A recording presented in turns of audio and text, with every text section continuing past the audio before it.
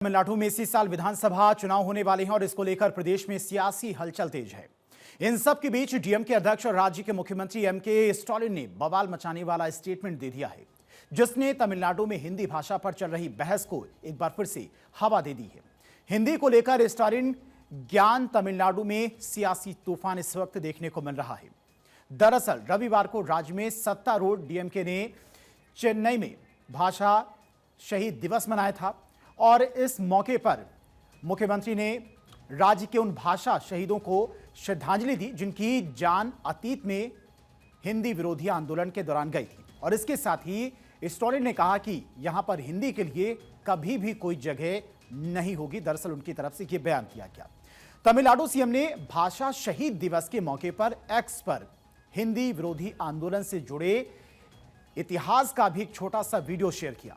इसमें 1965 में हिंदी के विरोध में हुए संघर्ष से जुड़ी तस्वीरें हैं और सोशल मीडिया पोस्ट में लिखा गया, न तब न अभी और न ही कभी हिंदी को यहां पर जगह मिलेगी। सीएम ने दिवंगत डीएमके के दिग्गजों सीएन अन्नादुरई और एम करुणानिधि के योगदान को भी याद किया और कहा कि वो उन शहीदों को कृतज्ञतापूर्वक सम्मान देते हैं जिन्होंने तमिल के लिए अपनी जान दी थी।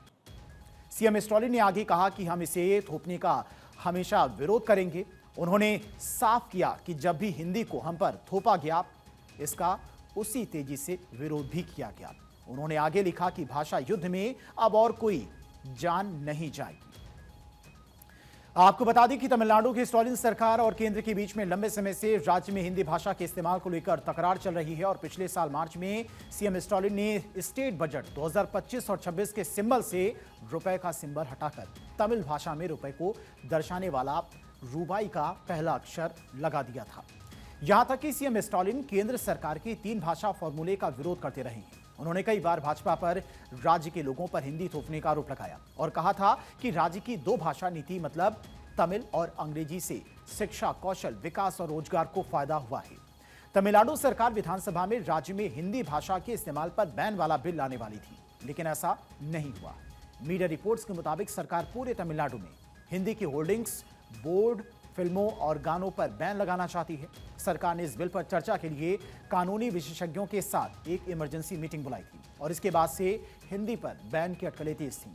उधर 2020 नई शिक्षा नीति के तहत देश के सभी सरकारी और प्राइवेट स्कूलों में 3 भाषाएं सिखाने की बात कही गई। इसमें 2 भारतीय भाषाएं और 1 अन्य भाषा होगी। डीएमके अध्यक्ष स्टालिन कई बार आरोप लगा चुके हैं कि तमिलनाडु पर हिंदी थोपने की कोशिश की जा रही है और वो इसका विरोध करना जारी रखेंगे। हालांकि केंद्रीय शिक्षा मंत्री धर्मेंद्र प्रधान कह चुके हैं कि तमिलनाडु सरकार इस पर राजनीति कर रही है। असल में तमिलनाडु में हिंदी विरोध की जड़ें अतीत में रही हैं।